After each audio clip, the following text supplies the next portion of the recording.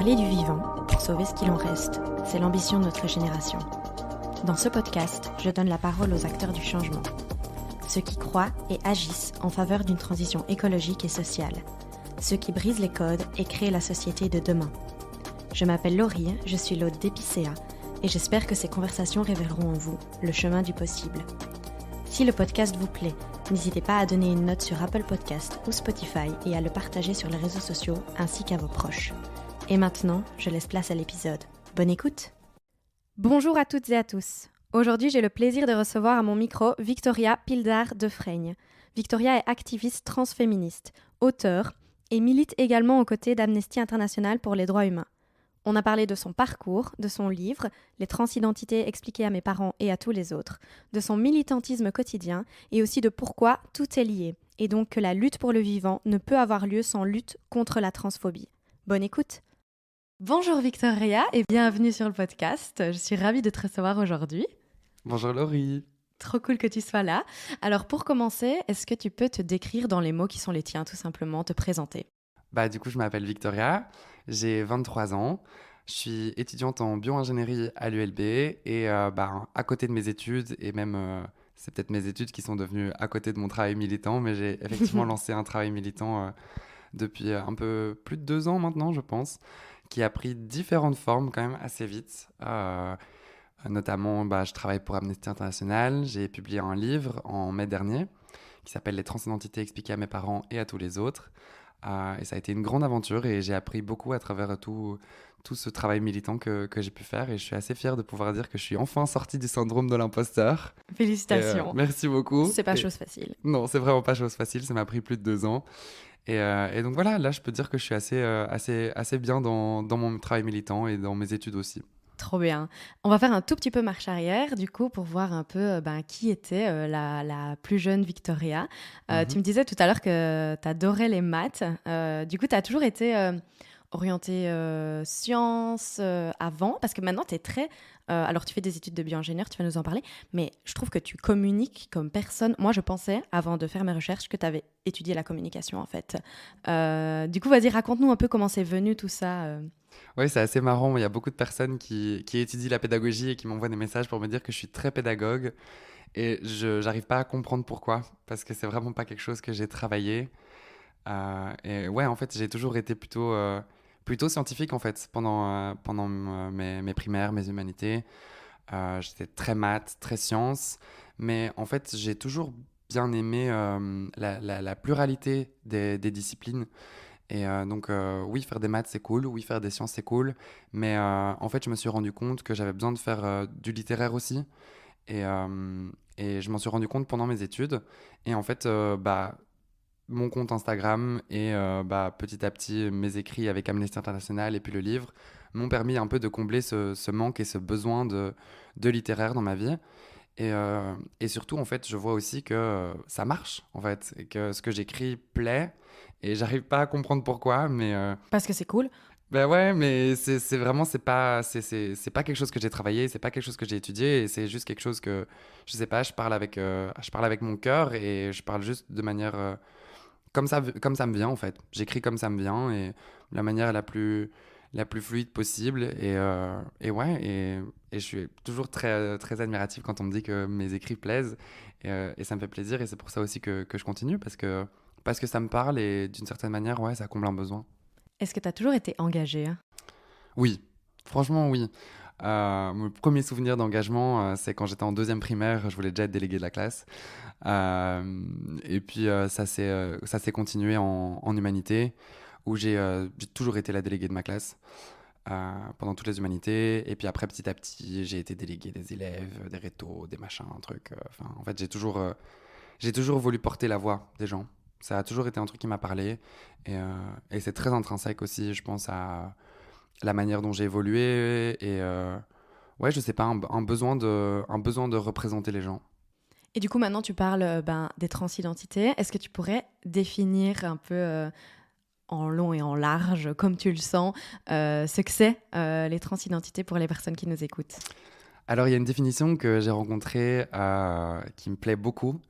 Qu'est-ce qu'une personne trans? C'est une personne qui se définit elle-même. J'adore. J'adore. Vraiment, j'adore.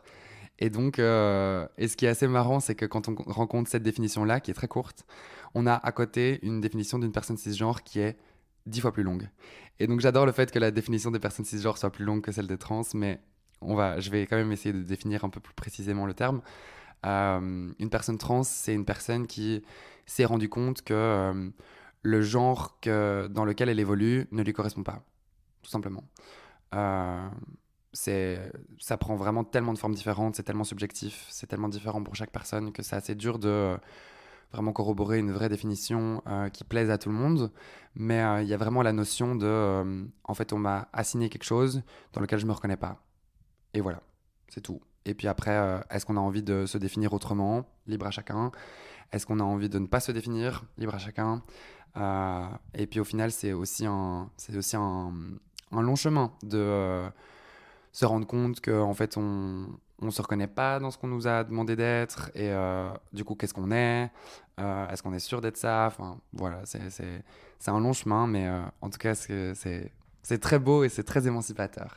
Ça se voit. Du coup, quand tu as commencé ce long chemin, qui a, j'imagine, été périlleux au début, parce que là, tu expliques très bien ce que c'est les transidentités, est-ce que ça a été, j'imagine, un peu compliqué au début déjà de te l'expliquer, j'imagine, à toi-même, de l'expliquer aux autres. Et j'imagine que c'est de là aussi que tu puises toute ton énergie militante. Est-ce que... comment maintenant tu as un regard là-dessus, justement, sur ce moment où tu t'es dit... les transidentités, pour moi, c'est ça. Et que tu as dû, j'imagine, commencer à l'expliquer autour de toi. Quel regard tu poses là-dessus maintenant? C'est ouf parce que quand je regarde le chemin que j'ai fait, c'est tellement dingue. Et puis aussi, en fait, j'ai que 23 ans. Mais en fait, à l'échelle de toutes les personnes trans qui commencent une transition maintenant, je suis une vieille trans déjà. Parce que j'ai commencé ma transition il y a longtemps. Et donc, c'est aussi assez marrant parce que parfois... je reconnais certains schémas de frustration que je peux voir chez les personnes trans qui viennent de transitionner. Et parfois, j'ai un peu envie de leur dire t'inquiète, attends. Mais pour répondre à ta question, ça a été vraiment un chemin très sinueux auquel je ne m'attendais pas vraiment.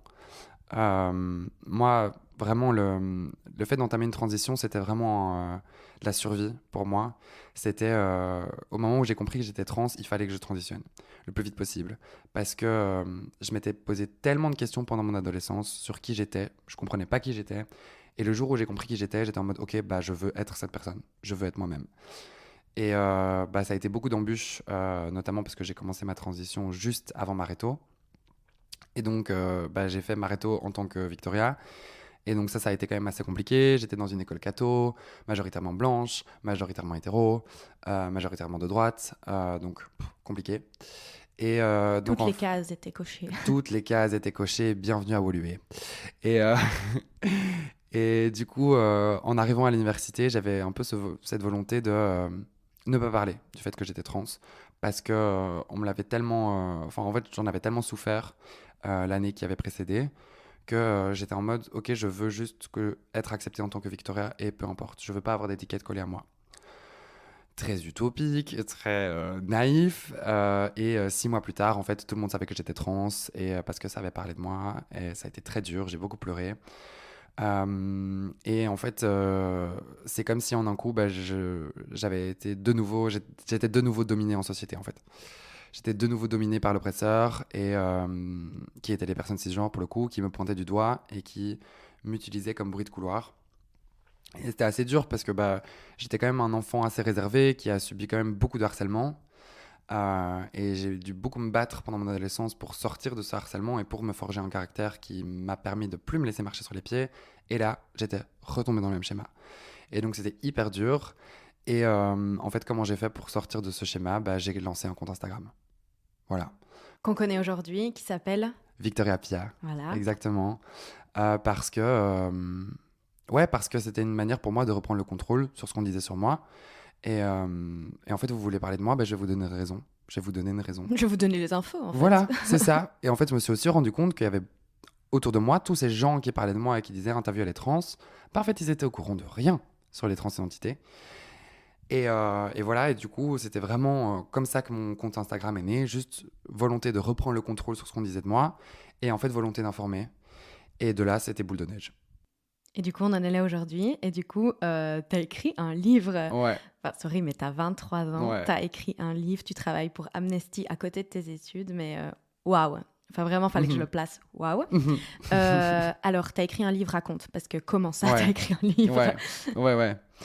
Bah, en fait, ouais, c'est pour ça que je suis assez fier de dire que je suis sorti de mon syndrome de l'imposteur maintenant, parce que Amnesty, c'est Amnesty qui m'a contacté pour que je commence à travailler avec elle, même avec elle.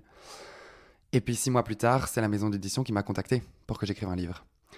Et donc en fait, tout ça, ça a vraiment forgé un syndrome de l'imposteur comme jamais, vraiment comme jamais, parce qu'on me contacte pour me proposer des choses qui sont incroyables, des projets qui sont incroyables, et alors que je fais aucune démarche, quoi, et que je suis juste là à exister et à poster des petites photos sur Insta. Et donc ça a été vraiment ouf. Et pour l'anecdote, en fait, c'était la maison d'édition qui a publié mon livre, c'est les éditions Bardaga. Et en fait, les éditions Bardaga cherchaient un ou une auteure pour publier un ouvrage sur les transidentités depuis très longtemps. Et mon ancienne coloc était en stage chez Bardaga. Elle a été invitée à une réunion éditoriale. Et justement, l'équipe de Mardaga parlait de cet ouvrage. Et mon ancienne coloc a juste dit je crois que je connais quelqu'un qui voudrait peut-être bien écrire le livre. Et Mais quel pote! quel pote, vraiment quel pote. Et c'était dingue parce qu'à la sortie de cette réunion, elle m'a appelé, elle m'a dit: ça te dirait d'écrire un livre? Oui, bien sûr. Comment? Pourquoi? Ouais, j'ai mis du temps à le digérer. J'ai mis beaucoup de temps à commencer à l'écrire aussi. Parce que de nouveau, syndrome de l'imposteur. Et puis en fait, par où on commence? En fait, comment est-ce qu'on écrit un livre? Je sais pas. Je sais pas. Et donc voilà, ça a mis beaucoup de temps à démarrer. Mais au final, je suis très fier de ce que j'ai écrit. Vraiment très très fier de ce livre. Et j'en ai eu que des bons retours. Et il a même été réimprimé. Donc là, il a été réimprimé. Donc, Félicitations! merci. Il était en rupture de stock il y a quelques jours. Donc assez dingue et assez chouette de voir que ça parle et que ça sert et que ça se répand. Et c'est exactement ça que je voulais. Et du coup, ton livre, c'est les transidentités expliquées à mes parents et à tous les autres. Si on se focus un peu juste... Bah déjà, voilà, tu as eu la volonté, je pense, et la nécessité, parce que, en fait, j'ai jamais vu de livre qui expliquait les transidentités. Donc, merci déjà d'en avoir fait un pour les personnes comme moi qui ont besoin de s'informer sur ce sujet. Mais surtout, comment le sujet t'est venu? Tu t'es dit, je vais raconter mon histoire, ou alors je vais raconter plusieurs histoires. Enfin, comment tu t'es dit, vas-y, qu'est-ce que je vais raconter, en fait? Bah, ça a été un échange en fait avec mon éditrice. Ça a été un échange, la première fois qu'on s'est eu au téléphone, on a discuté un peu du projet et elle m'a un peu raconté la manière dont elle voyait le livre. Donc, c'est-à-dire vraiment un ouvrage de référence le plus simple possible, le plus accessible possible, qui balaye un peu divers aspects de ce que c'est la vie d'une personne trans. Et en fait, c'était tellement en accord avec mon militantisme et avec la manière dont moi je milite que vraiment j'ai foncé les yeux fermés parce que je me reconnaissais tellement dans ce projet et que c'était exactement, si j'avais dû écrire un livre, j'aurais écrit celui-là. Et donc, en fait, elle m'a présenté le projet et j'ai dit, OK, let's go. Let's go, ça me parle et je me sens capable de l'écrire. Donc vraiment, c'est un peu venu à moi. Et Et pourquoi le focus sur tes parents, si tu as envie d'en parler, évidemment? ça, d'une manière, c'était comment est-ce que je voyais le livre. Je le voyais comme toutes les informations que moi, j'aurais aimé avoir entre les mains au moment où j'ai fait mon coming out à mes parents, en fait. Et c'était juste ça, c'était l'optique de ce livre, de se dire, voilà toutes les infos que vous devez savoir pour bien aborder une personne trans. Et c'est vraiment toutes les infos que moi j'aurais aimé avoir entre les mains et surtout la manière dont j'aurais aimé les avoir entre les mains qui était condensée dans ce livre. Et aussi parce que pour rappeler aussi que le livre n'était pas forcément adressé à des personnes trans elles-mêmes, que c'était pas forcément le but. Après, j'ai quand même mis un point d'attention à faire en sorte que des personnes trans peuvent aussi apprendre des choses dans ce livre et que c'est pas que pour les personnes cisgenres. Mais effectivement, si on connaît déjà quelques trucs sur le sujet, l'ouvrage est peut-être pas forcément le bon et c'était pas le but non plus. Mais je pense il aide beaucoup, en tout cas, les personnes cisgenres. En tout cas, merci. Du coup, Donc, tu écris ce livre, mais surtout, tu as un militantisme qui est grandissant avant ce livre, et j'imagine qu'il est encore plus grand après ce livre. Comment c'est pris par tes proches, ton militantisme? Comment c'est vu par tes proches, tes parents, tes amis, enfin, que sais-je? Comment c'est vu tout ça? Bah, étant donné que je communique majoritairement à travers les réseaux sociaux, le côté familial est un peu pas trop au courant de mon activisme. Et puis aussi, c'est une charge que j'ai décidé de ne pas me mettre, en fait, de ne pas devoir informer sur mon activisme les gens autour de moi. J'ai décidé que les gens qui veulent me suivre, ils peuvent me suivre. Et donc voilà, j'essaye de pas non plus en parler tout le temps, j'essaye de pas ne parler que de ça autour de moi, même si au final, bah, ça revient forcément très souvent, et notamment avec les personnes qui me suivent. Mais ça a été très bien pris, en fait. Ça a été, je pense, très très bien pris. Euh, Mes parents ont parfois un peu du mal à voir le véritable impact de ce que je fais, même si ils me soutiennent beaucoup, et particulièrement ma maman qui vient quand même très souvent à mes conférences, très souvent à des événements que je peux faire. Elle vient quand même super souvent, et ça c'est vraiment cool parce que c'est un peu ma petite personne qui me suit dans toutes les conférences, et donc après on peut en parler, on peut comparer les conférences, les publics, les informations qui en sont ressorties, donc ça c'est assez chouette. Et puis à côté de ça, bah, il y a aussi le côté de mes potes qui sont en fait particulièrement choqués. Et quand j'ai rencontré mes potes, parce que mon cercle social et mon cercle amical avec lequel j'évolue pour le moment est quand même assez récent et date de l'université. Donc il n'y a pas vraiment des gens qui me connaissaient avant l'université qui gravitent autour de moi. Et donc ces gens m'ont connue en tant qu'une Victoria qui ne parle pas du fait qu'elle est trans, qui cache le fait qu'elle est trans, qui a peur de parler de ça, qui dramatise ça. Et donc en fait quand on compare le moment où on s'est rencontrés et là où j'en suis maintenant, c'est toujours un truc qui nous fait beaucoup sourire parce que en fait quel chemin de dingue, et, et c'est tellement émancipateur pour moi que ouais, effectivement je continue, mais globalement c'est très très bien pris. Je pense que mes potes au début avaient un peu peur pour ma charge mentale, pour ma santé mentale, à juste titre d'ailleurs. Mais maintenant, bah, je suis quand même assez bien soutenu, assez bien suivi, que ce soit d'un point de vue du militantisme que de la santé mentale. Donc c'est cool, et je pense que mes potes sont un grand soutien, et je pense qu'ils sont parfois un peu frustrés de ne pas pouvoir me soutenir plus, mais ça, j'essaye aussi de leur apprendre que en fait, c'est pas eux que j'essaye de toucher, parce que eux, je les ai déjà touchés. C'est pas eux les cibles, donc c'est pas grave. Tant que j'ai un soutien moral et un soutien d'amour autour de moi, c'est tout ce qui compte. Trop bien.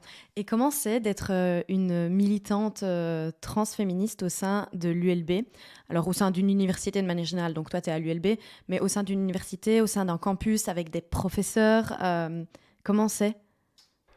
Ça a été assez dur, franchement, ça a été assez dur, et je me suis quand même pas mal distancié de mes études ces derniers temps. Là, je me remets un peu dedans, et donc en fait, je remets un peu le nez dans l'ULB.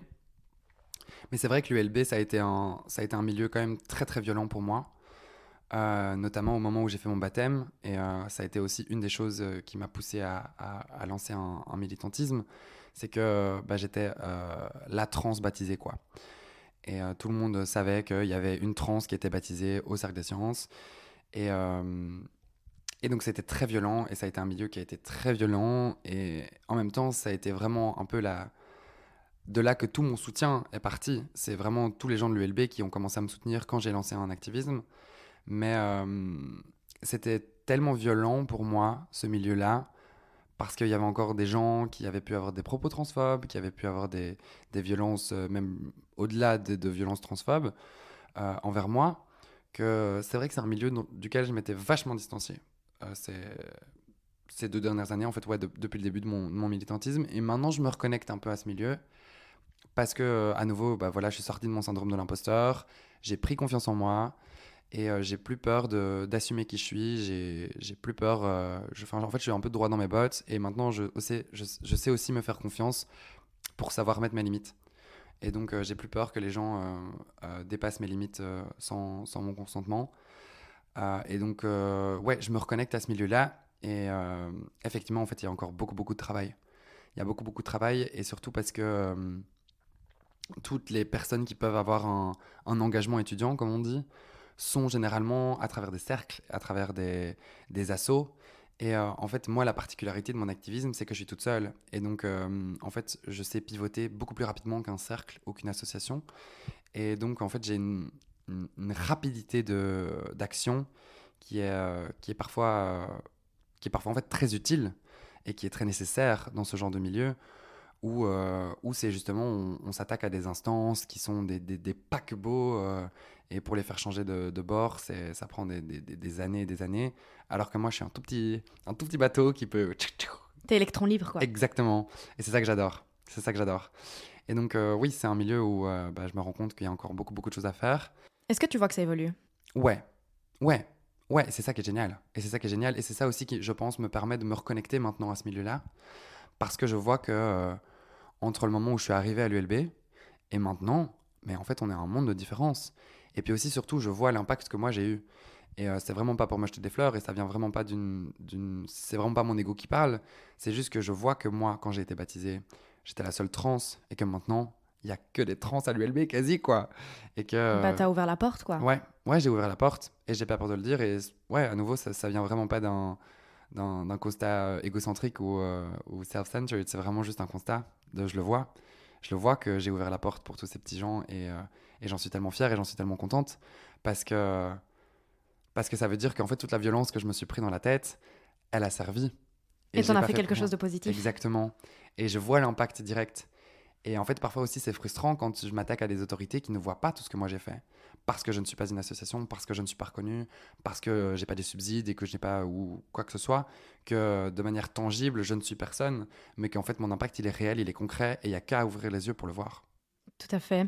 Non, avant-hier, je regarde mes stories et du coup, je vois les tiennes, où tu parles du coup d'un professeur transphobe à l'ULB qui a récemment fait des vagues.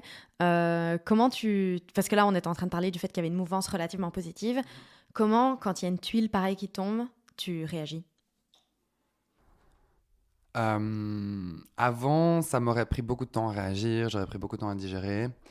Euh, Maintenant, en fait, aussi à nouveau, parce que je suis sorti de mon syndrome de l'imposteur et parce que j'arrive à voir la vérité en face, à savoir, j'ai beaucoup de gens qui me soutiennent. En fait, maintenant, j'ai plus peur, tout simplement. En fait, j'ai plus peur de m'attaquer à ce genre de dossier. En fait, j'ai plus peur des conséquences. Et je pense qu'avant, j'avais tellement peur des conséquences que ça pouvait être de s'attaquer à ce genre de personnes ou en fait, faire porter sa voix et faire porter ses droits aussi, en fait, tout simplement. Mais parfois, c'est dur. Mais là, je sais que j'ai du soutien. Je sais que j'ai des personnes autour de moi qui croient en ce que je fais et qui ont envie de se battre avec moi, que j'ai pas peur. J'ai pas peur de ce pauvre type qui pense qu'il est quelqu'un parce qu'il est prof. Non, en fait, pas du tout. Et j'ai plus peur de m'attaquer à des personnes comme ça parce que je crois aussi plus en moi et je crois en mon activisme et je crois que je veux le bien de tous et que des personnes comme ça qui ne veulent pas le bien, en fait, il faut réussir à les silencier et à les faire taire et à les faire dégager parce qu'en fait, un professeur qui ne veut pas du bien n'a pas le droit d'exercer son métier, tout simplement. Et c'est que ce soit de la transphobie ou pas de la transphobie, en fait, tout simplement. Si tu ne veux pas le bien d'autrui, tu dégages. C'est aussi simple que ça. C'est aussi simple que ça. Tout à fait. Qu'est-ce que tu réponds aux gens qui disent que ça reste leur opinion, leur liberté d'expression? Je tiens à dire que ça ne sort pas de ma bouche. Que c'est des choses que j'entends et qui me révoltent sûrement quasi autant que toi. Qu'est-ce que tu réponds à ces personnes-là? C'est dur, parce que c'est une façade. C'est un bouclier, vraiment. Le liberté d'expression, c'est vraiment le bouclier. Et le liberté d'expression est parfois transformé en non, mais libre examen à l'ULB. Et en fait, il faut se rendre compte que non, ça n'est pas du tout de la liberté d'expression. La liberté, elle s'arrête là où celle des autres commence, hein, comme on dit si bien. Et moi, ma liberté, c'est d'être trans. C'est ma liberté, c'est mon droit fondamental, c'est un droit humain. J'ai le droit d'exister, j'ai le droit à l'autodétermination, c'est-à-dire j'ai le droit de me définir toute seule, et j'ai le droit d'exister. Et donc, quelqu'un qui viendrait dire que je n'ai pas le droit de revendiquer mes droits à travers une liberté d'expression, bah non, en fait. Non, non, non, non, non. J'ai le droit d'exercer mes droits, j'ai le droit de revendiquer mes droits. Et ça n'est pas la liberté d'expression de me dire que je n'ai pas le droit d'exercer mes droits. C'est compliqué, mais grosso modo, c'est ça. Cet argument de liberté d'expression, il est très compliqué à démanteler parce qu'il faut avoir les mots très, très justes. Et c'est toujours de un peu marcher sur les œufs quand on essaye de s'attaquer à ce genre de dossier. Euh, c'est vraiment très compliqué, mais je pense que aussi en Belgique, en tout cas, on a la chance d'avoir des lois qui nous protègent. Et en Belgique, on a la chance de pouvoir dire que la transphobie n'est pas une opinion, c'est un délit. Parce Tout que à c'en fait. est un. Mais il faut se rappeler aussi que c'est un privilège belge. Et c'est parce que la loi a été adaptée en ce sens et parce que la loi veut nous protéger qu'on peut se permettre de dire cette phrase-là, mais c'est pas vrai partout. Euh, Même si ça devrait l'être, bah, ça l'est pas partout. Mais en tout cas, en Belgique, on peut se permettre de dire, bah, en fait, non, ta liberté d'expression, c'est pas une liberté d'expression, c'est un délit. Et ce que tu es occupé à faire, c'est illégal. Et donc, grâce à ça, bah, moi, je vais venir te courir après pour faire en sorte que justice soit faite parce que tes propos sont illégaux. Tout à fait. Et je soutiens 100%. Merci. Euh, donc du coup là, c'est vrai que depuis une vingtaine de minutes, on parle beaucoup des transidentités. Et on en a parlé juste avant, c'est quelque chose qu'on te reproche parfois de parler que de ça. Ce qui me semble un peu marrant parce que c'est quelque chose, c'est ton vécu quoi en fait. Et puis en fait on en parle tellement peu que laissez-la parler. Mais bref, mais en fait tu ne parles pas que de ça de toute façon. Du coup, qu'est-ce que tu réponds à ça? Quand j'entends ce genre d'argument, en fait, ça me fait rire parce que c'est vrai qu'effectivement, pour une personne cisgenre, parler de trans, bah, c'est une fois de temps en temps. C'est un loisir. C'est un loisir, c'est une fois de temps en temps autour d'un café. Oh, qu'est-ce que t'en penses de trans? Sauf que moi, en fait, je me lève trans, je respire trans, je mange trans, je bois trans, je dors trans. Donc oui, en fait, je vais parler que de ça, évidemment. Évidemment que je vais parler que de ça. Ce n'est pas mon seul centre d'intérêt, j'en ai plein d'autres. J'adore la danse, j'adore les jeux vidéo, j'adore plein de choses, j'adore la musique. Évidemment, j'ai plein d'autres centres d'intérêt, mais bah oui, tous les jours dans ma vie, il y a des pensées trans tout le temps, parce que je suis aussi confronté à de la violence transphobe tout le temps, parce que je suis confronté à du rejet transphobe tout le temps. Et donc, oui, en fait, je vais parler que de ça, mais je ne parle pas que de ça, comme tu l'as dit. Effectivement, mon message, il est toujours le plus intersectionnel possible, et j'essaye toujours de tendre vers l'intersectionnalité un maximum. Et donc non, je ne parle pas que de ça. Et dans mon livre, effectivement, je parle beaucoup de personnes trans, mais j'aborde la question du racisme, j'aborde la question de la grossophobie, j'aborde la question du validisme. Et même si je ne l'aborde pas en profondeur, parce que déjà de un, ça n'est pas ma place, en tant que personne blanche, valide, mince, je ne vais pas m'étaler sur le sujet, mais évidemment, je parle d'autres choses. Et au final, moi, l'étiquette trans, c'est une étiquette qui me donne de la crédibilité, qui me donne de la légitimité. Et donc, effectivement, c'est une étiquette aussi à travers laquelle les gens m'écoutent. Donc, c'est une étiquette que je garde. Et parce que, en fait, c'est une étiquette que de base, on m'a imposée. Hein. Moi, on se rappelle, je suis arrivé à l'université en ne voulant qu'être Victoria. Et on m'a mis l'étiquette trans. Et en fait, c'est juste, je me suis réapproprié cette étiquette. J'ai dit, en fait, cette étiquette, ça va être la mienne, ça va pas être la vôtre, ça va être la mienne. Et donc, c'est moi qui me mets cette étiquette, et c'est moi qui m'enferme dans cette case trans parce que j'ai envie, parce que je l'ai décidé, parce que c'est conscient, et parce que c'est utile.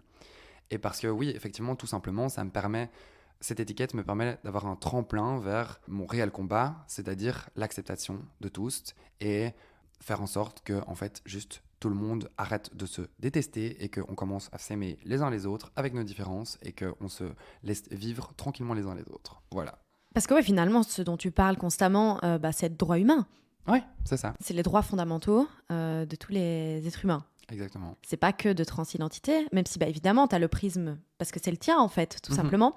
Mais tu parles énormément de féminisme, de droit à l'avortement. Enfin, on t'entend prendre position sur tous ces sujets.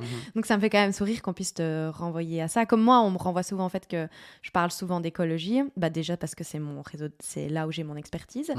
Le fait de t'inviter dans ce podcast, c'est je veux casser ça. Moi, je veux qu'on parle du fait d'avoir un monde plus juste et plus durable, certes, mais Exactement. aussi plus juste, avec tous les droits humains qui ne sont pas bafoués. Et franchement, on a du chemin à faire. Ouais. Mais donc, du coup, moi, j'adore ton travail et je le suis aussi pour ça. Parce qu'en fait, pour moi, moi, je suis une personne cis, mais je me reconnais énormément dans tout ce que tu racontes parce que tu parles énormément de féminisme et voilà, de manière générale, de droits humains. Et c'est pour ça, j'imagine, que d'ailleurs, tu bosses chez Amnesty. Est-ce que tu peux nous en parler un peu de ce que tu fais là-bas d'ailleurs? Avec grand plaisir. Mais oui, effectivement, Amnesty a été vraiment trop chouette. Et en fait, j'ai un peu construit mon militantisme aussi en travaillant chez Amnesty parce que voilà, j'ai toujours voulu faire en sorte que mon activisme soit le plus pluriel possible et le plus large possible pour justement en fait, pas reproduire des schémas de domination que j'essaye de déconstruire. Et Amnesty a été vraiment génial pour ça parce que j'ai pu vraiment me forger une expertise sur différents domaines et sur différents combats qui n'étaient pas forcément les miens de base, mais qui en fait l'ont très vite été. Parce que, notamment en termes de rencontres en fait. Et c'est ça aussi la beauté d'Amnesty, je pense, c'est les rencontres et c'est rencontrer des personnes qui portent le même combat que moi à l'autre bout du monde. Et ça, c'est vraiment dingue. Et pour le coup, là, je mentionne vraiment des militantes trans que j'ai rencontrées il y a un peu moins d'un an, qui venaient du Paraguay et qui se battaient pour leur droit à l'autodétermination et pour leur droit à ce que leurs prénoms sociaux soient reconnus légalement. Euh, et vraiment, Amnesty, pour ça, est tellement, tellement incroyable, vraiment, parce qu'aussi, c'est un milieu où je me sens exister, où je me sens reconnu et où je sais que les gens autour de moi se battent pour moi. Je pense que peut-être que certaines personnes se disent que je suis la caution token d'Amnesty, parce que peut-être que c'est ça qui paraît, mais je le suis tellement pas. Parce qu'en fait, en interne, quand on voit les discussions, quand on voit les combats qui sont menés en interne, mais en fait, toutes ces personnes, bien qu'elles soient biaisées et bien qu'elles soient très privilégiées pour la plupart, ont un prisme tellement intersectionnel et aussi savent tellement reconnaître leurs erreurs et savent tellement reconnaître aussi leur ignorance. Tellement souvent, j'entends de personnes d'Amnesty qui me disent « En fait, je sais pas. En fait, je sais pas. Je sais pas de quoi, je sais pas comment aborder ça. J'ai peur d'avoir des propos qui sont déplacés. » Et c'est ça aussi la beauté d'Amnesty, c'est qu'en fait, il y a vraiment une volonté de se battre pour tout le monde, mais quand on sait pas, on n'essaye pas. Et on demande aux Si personnes on essaye, concernées. justement, on essaye, mais on va pas essayer sans savoir. On va d'abord se renseigner, on va d'abord être sûr d'avoir des choses qui sont concrètes, qui sont véridiques et qui sont aussi corroborées par plusieurs personnes avant de s'avancer sur un point, en fait. Et c'est vraiment ça la beauté d'Amnesty, je trouve, c'est que on va se battre pour tout le monde et on va se battre de la bonne manière. On va pas essayer de faire des choses qui après pourraient qui pourraient avoir des mauvaises conséquences, justement. Non, on va faire en sorte que le travail soit le plus méticuleux possible et le plus précis possible pour faire en sorte que ce soit bénéfique pour tout le monde et qu'on n'oublie personne. Voilà. Et en fait, ça, c'est un peu la définition de l'intersectionnalité, non ? Exactement. Parce que j'entends souvent, tu parles beaucoup d'intersectionnalité et je trouve ça génial. C'est un terme qu'on utilise trop peu. C'est une notion qu'on utilise trop peu. Enfin, dans les cercles militants, on essaye vraiment de le mettre de plus en plus en place. Est-ce que tu peux nous dire, ça veut dire quoi pour toi, intersectionnalité ? Justement, en fait, pour moi, l'intersectionnalité, c'est se battre pour tout le monde et pas juste se battre dans son petit coin pour ses propres petits droits. Moi, pourquoi est-ce que je parle beaucoup d'intersectionnalité ? C'est justement notamment pour contrer tous les mouvements TERF. Que, heureusement, tu peux définir TERF, s'il te plaît ? TERF, Trans Exclusionary Radical Feminist. Donc, des féministes radicales qui excluent les personnes trans de leur combat et qui se cachent derrière des tonnes d'arguments qui, selon elles, ne sont pas transphobes, mais qui sont transphobes, en fait, quand on les décortique un peu. Et donc, en fait, l'intersectionnalité, c'est pour essayer de contrer ces mouvements-là, justement, et pour essayer de faire en sorte que tout le monde se batte pour tout le monde. Et parce que, en fait, voilà, moi je suis trans, ouais, je suis une femme, moi je suis trans, mais je suis blanche, je suis valide, je suis mince. J'ai pas envie de dire que j'ai de l'argent, mais en tout cas, je suis pas à la rue. Et en fait, si je me bats pas pour toutes les personnes trans qui ne sont pas blanches, ne sont pas valides, ne sont pas minces, sont à la rue, ben en fait, mon combat il sert à rien. Parce que sinon, pour qui je me bats ? Pour des gens qui ont déjà une vie qui est plus ou moins stable. Avec certains privilèges. Ouais, c'est ça. Ça sert à rien. Et en fait, justement, moi, ce que je veux, c'est utiliser les privilèges que j'ai, même si j'en ai pas non plus des masses, mais j'en ai, et j'en suis bien consciente. Et j'ai pas peur de le dire, parce que tout le monde le sait, et parce que tout le monde devrait faire pareil aussi. J'ai pas beaucoup de privilèges, mais j'en ai assez que pour pouvoir me permettre d'avoir un activisme, et je vais utiliser mes privilèges pour me battre pour les personnes qui n'en ont beaucoup moins que moi. Voilà, et c'est exactement ce pourquoi j'essaie d'être intersectionnel. Et aussi, pourquoi est-ce que je suis intersectionnel ? C'est parce que j'ai tellement grandi, comme j'ai pu le mentionner avant, dans des milieux blancs, dans des milieux racistes, dans des milieux homophobes, dans des milieux qui étaient l'extrême opposé de l'intersectionnalité. Et moi, naïf que j'étais à l'époque, en pensant que j'étais trans, donc j'étais d'office ouvert d'esprit, je ne l'étais pas du tout. Et en fait, c'est en arrivant à l'université que je me suis rendu compte que j'avais beaucoup de chemin à faire avec moi-même pour me déconstruire de toutes ces pensées misogynes, sexistes, homophobes, racistes, validistes que j'avais en moi. Et donc, en fait, j'ai dû faire tellement un travail sur moi-même pour tendre vers cette intersectionnalité que, ouais, effectivement, maintenant, je la revendique parce que si moi, j'ai été capable de faire ce combat-là, si moi, j'ai été capable de déconstruire tous ces trucs-là, mais vous aussi, vous êtes capable, en fait. Voilà. Genre, et c'est aussi pour ça que j'ai quand même pas mal de tolérance, en général, dans mon activisme. C'est que moi aussi, j'ai été socialisé avec des idées transphobes, en fait. Tout simplement. Mais Que j'ai franchement, dû la société déconstruire. l'est, donc c'est compliqué de passer à côté, quoi. Mais c'est ça, c'est ça. Et donc parfois j'ai un peu du mal avec les discours qui sont très virulents parce que parfois ça vient aussi d'une place de privilégié en fait. Et quand je vois des militants ou des militantes trans qui ont des discours qui sont très hargneux, bah parfois ça me fait ça me fait remettre en question leur place et de me dire en fait peut-être que tu as évolué dans un milieu très de gauche avec un capital socio-culturel très élevé, mais en fait il y a beaucoup de gens qui n'ont pas eu accès à ça et moi n'ayant pas eu accès à ça parce que les milieux dans lesquels j'ai grandi sont très riches d'un point de vue économique mais socio-culturel c'est vraiment très pauvre. euh, Bah ouais, en fait, j'ai dû me forger des trucs et si on grandit pas avec un capital socioculturel élevé, il y a des choses qui peuvent prendre du temps à se rendre compte. Et, euh, et moi, ce que j'essaye de faire, c'est de trigger un déclic chez les gens et de stimuler un déclic chez les gens parce que c'est le déclic qui est important pour moi. Une fois qu'on a le déclic, après le reste, là, après, c'est la responsabilité de chacun. Le déclic, il faut le stimuler chez les gens, mais une fois que le déclic il est fait, là, après, c'est à chacun de faire son petit chemin. Et c'est là, justement, que pour moi, on peut après reprocher aux gens qui ont eu le déclic de ne pas agir. Et là, pour moi, on peut se permettre d'avoir des discours hargneux. Mais envers des personnes qui n'ont pas encore eu le déclic, c'est trop facile d'avoir de la haine et de critiquer. Non, il faut de l'empathie. Et comme je le redis encore une fois, il faut aimer les personnes qu'on a en face de nous. Parce qu'elles ont des réalités différentes et parce qu'elles ont des traumas différents et parce qu'elles ont des socialisations différentes que parfois on ne comprend pas. Et tu disais du coup que tu te bats pour toutes les personnes, en fait, voilà, peu importe leur origine, peu importe leur genre et bien d'autres choses. D'ailleurs, on t'a vu prendre position aux côtés d'Amnesty par rapport au camp des personnes ouïghours qui sont donc exploitées, dont les droits humains sont complètement bafoués. On t'a vu prendre position également avec Adélaïde Charlier par rapport à des sujets climat, biodiversité.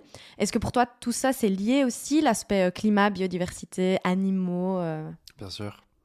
Bien sûr. Évidemment, pour moi, tout est lié. Et c'est ça aussi la beauté de l'intersectionnalité, c'est que tout est lié. Et donc, il faut se battre pour tout. Moi, je pense que aussi, d'une certaine manière, mon activisme vient à la toute base, vient de se battre pour la biodiversité, pour le climat, pour faire en sorte de conserver notre planète. Parce que, en fait, très tôt, je pense que c'est quand j'avais 15 ans, je me suis rendu compte que ça n'avait aucun sens de manger de la viande. Et donc, j'ai essayé de limiter ma consommation de viande à partir de quand j'avais 15 ans. Et c'est vraiment un déclic que j'ai eu toute seule. Et puis, j'ai eu un deuxième déclic à ce niveau-là quand j'ai commencé mes études de bioingénieur avec mon cours de sciences de la Terre, où là, c'est là aussi que je me suis rendu compte qu'en fait, la Terre, elle va tellement bien.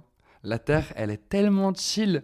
Elle La s'en Terre, fout de nous. elle s'en fout. La Terre, on est occupé à lui donner un petit challenge. Et elle est en mode, ah, petit challenge, ok, je vais activer mes petits mécanismes de défense et je vais activer mes petits mécanismes pour faire en sorte qu'on tende vers un nouvel équilibre. Un nouvel équilibre qui sera trouvé dans des centaines de milliers d'années, mais un nouvel équilibre. Et elle le trouvera et elle s'en sortira très bien. Mais en fait, c'est pour nous on est occupé à s'autodétruire et à se couper l'herbe sous le pied, littéralement. Et quand j'ai eu ce déclic-là aussi, c'est vraiment... je me suis dit, ok, il faut se battre pour que les gens se rendent compte que ouais, on est occupé à se couper l'herbe sous le pied. Et pourquoi est-ce que tout est lié? Ça, c'est déjà comme j'aime bien dire, du niveau intermédiaire d'activisme. C'est que oui, en fait, les conséquences du changement climatique et les conséquences de tout l'impact que ça va avoir, en fait, c'est qui va les bouffer en premier, ces conséquences? Bah, c'est les personnes les plus minorisées. C'est les femmes trans, racisées, travailleuses du sexe qui sont à la rue. Oui, Mais bien parce sûr. que, parce que c'est toutes ces personnes-là qui n'arriveront pas à accéder à je sais pas, des nouvelles technologies qui vont nous permettre de subvenir à nos besoins quand l'air sera irrespirable, en fait. Et donc, oui, tout est lié. Effectivement, tout est lié. Et en travaillant avec Amnesty, je le vois très très bien parce qu'en fait, Amnesty arrive à mettre des beaux mots sur ces choses-là. Et en fait, le droit à un environnement sain, c'est un droit humain. Le droit à l'autodétermination, comme je pouvais parler, des personnes trans, c'est un droit humain. Et en fait, tous ces droits sont des droits humains fondamentaux qui sont liés les uns les autres parce que c'est comme de l'effet boule de neige, en fait. Ça va être des cascades de conséquences. Et oui, tout est lié. Oui, tout est lié. Mais tout à fait, parce que le changement climatique et le déclin de la biodiversité, ça a un impact sur tous nos droits fondamentaux, que ce soit l'alimentation, le droit à s'alimenter de manière correcte et en suffisance, parce que on a une contraction énorme de l'agriculture, le droit au logement, je veux dire les intempéries qui raflent les logements de milliers de personnes à cause des conséquences du changement climatique. Et en fait, tous nos droits humains fondamentaux sont impactés par le changement climatique et le déclin de la biodiversité. Et comme tu l'as dit, c'est les personnes minorisées qui seront impactées en premier. Enfin, je veux dire, on le voit, c'est les personnes du Global South dans les îles du Pacifique qui ont littéralement 10 ans devant eux avant que leur île soit recouverte par l'océan. Comme tu dis, c'est les personnes à la rue qui n'ont pas de moyens financiers. Et du coup, souvent, c'est aussi les personnes, je veux dire, de manière générale, les personnes trans sont plus minorisées que les personnes cis. Voilà. C'est un euphémisme.